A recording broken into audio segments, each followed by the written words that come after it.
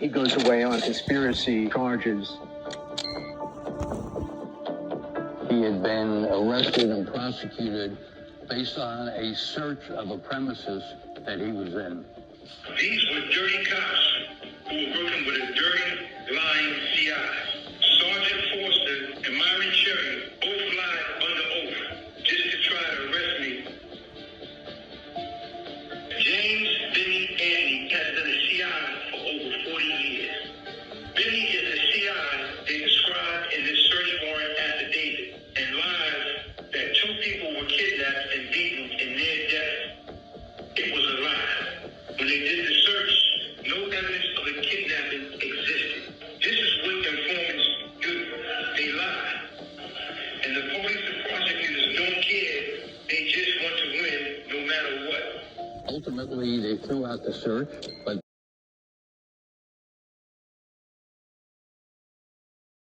he was getting these allegations recently. And I've interviewed Bimmy as well. I'm cool with Bimmy. Right. What's your take on this whole thing?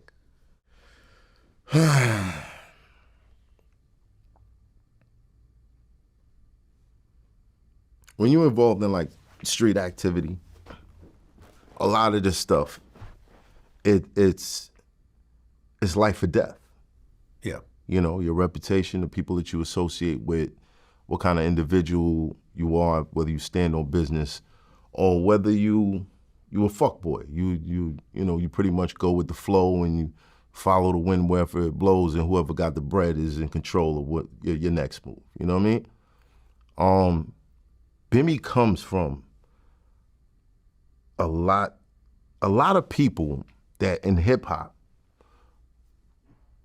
well, not just hip hop, but in the streets, because I don't want to make it a hip hop thing, but in the streets, these guys were men of honor. These guys were stand-up individuals. These guys were dangerous.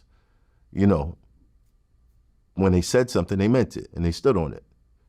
And that was something you couldn't play with. Before Bimmy came to my show, I reached out to a couple of people that I know, was in certain circles around that time. And I asked him, like, yo, you here? You know about this, anything? And they said, listen, man, if that shit was true, it would have came out decades ago. I don't know where all this new shit is coming from. People mad, somebody, I don't know. A lot of things could happen. Nowadays, it's like morality, people sacrifice that shit for views and a couple dollars now. And if I say this about you and I feel like I'm gonna make some money off of it, or I'm gonna get some attention, I guarantee you there are millions of people on YouTube right now for that very sole purpose of saying something that they don't even have to believe is true. But it's gonna bring them a couple dollars. Now, the argument that a lot of people make is that one of his homies, Troy or whatever, there was a confidential CI, a CI, and his code name was Music. Now, some people are ignorant. They don't understand what a cop out is. Bimmy copped out to a charge. He got three to life. Yeah, we talked about it. Which was his label and all that shit. And everyone else who fought it ended up doing crazy numbers. I don't know if there's a correlation between that and then this, and people are mixing it together. I don't know. Hey, good day, everybody. Thank you for joining me. Just in case you're joining me for the very first time, I am the real Glaze Gibbs. Make sure you smash that like button, subscribe, share, and support. Listen, let's get straight to it. Math, my expert opinion. Okay, what is your stance? What is your take? Are you going to backtrack and recant your stance on Music, Bimmy, James Antney? Right now, whereas you had them on your platform over and over and over again, and you went on Vlad, and you said it was just rumors. That was not true. Now that you heard it for yourself, Kenneth Supreme McGriff basically saying that Bim been a CI since 1985. What are you going to do? What are you going to say? What is your stance going to be? And see, everybody coming along and say, well, even I heard Whack out there, show me the paperwork. Hey, folks, listen. If you go back to Supreme first case in 1985, in the paperwork, they speak about the confidential informant. They speak about how the confidential informant told the detectives, that was two individuals that was in the house that Preem was at, and they was held against their own will. They was beat down near death. And once again, he lied. But the confidential informant was James Antney, a.k.a. Bimmy.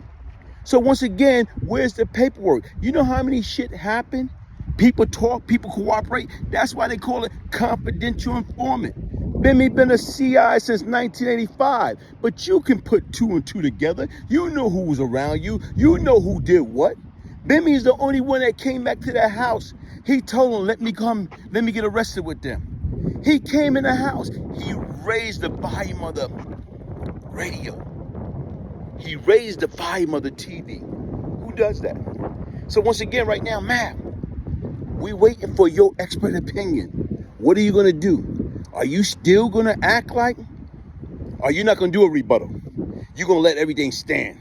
Nah, brother. You got to do something, man. Because if you don't stand for something, you fall for everything, man. Hit that like button, subscribe, share, support. I am the real Glaze Gibbs. If I can change, anybody can change. And music, I love music. Boom, boom, boom. Any type of music. With probably the most ruthless and notorious cocaine crack enterprise in the city, that being Howard Happy Mason and Lorenzo Fat Cat Nichols. NYPD rookie police officer was murdered, executioner style. And as I'm listening to that, I'm like, whoa. You actually dealt with Brian Glaze Gibbs, huh? I dealt with him years ago, back in the 80s, early 90s. I was where he was arrested by my partner back in those days for several murders himself. Not bad. I was given to me by a police officer in New York called Matt Byrne, whose son was gunned down by these drug dealers up there in New York City. Glaze was probably within the top 10 people in the city, but I'm going to say that he was probably one of the top 2 or 3 in Brooklyn. Drug dealers, and controlled the drug organization. And you know what I did? When I got the phone, I told my man, the next time we see him, he's out of here. Yeah. Less than 12 hours, that nigga was dead. Is this the second person you murdered? No. Because, like, right now, if you're going by the timeline, by that time, there's a few more before him. You know, I heard so many good things about you. What I really like is, I know you're a tough guy. And I've known that for quite a while, and you changed your life, and you're coming around, and you're right. We're from New York, and we're New Yorkers. No matter what color you are, no matter what religion you are, no matter what you are, we're New Yorkers. Well, he was a drug kingpin himself. He was a drug lord himself back in those days, and he operated out of Brooklyn and East New York, and he committed a lot of violent acts himself. So if anybody knows the streets, he knows the streets. Tottenham. Yeah, you gotta worry about them guys. But we only have to worry about those guys in Vanderveer and stuff. We all knew Glaze and Tottenham, all those guys. Yeah. I know Glaze, Supreme Team. What up, Glaze? You know what I'm saying? Okay, inside the mind of the killer, the brain. Supreme McGriff. It was all a lie. They don't want you to transition. They want to keep you right where you're at. Rapper 50 Cent was shot 9 times. Speculation that the hit was ordered by Kenneth Supreme McGriff. They made it up in order to be able to prosecute. I remember talking to Breen. I don't know what you're doing. You're going to be on the front page of the paper. Because I can't believe this nigga is firing a gun at a nigga over a fucking dispute about a check that I had nothing to do with. A ruthless street empire. What has become known as the Supreme Team. All the sensational stories in the press.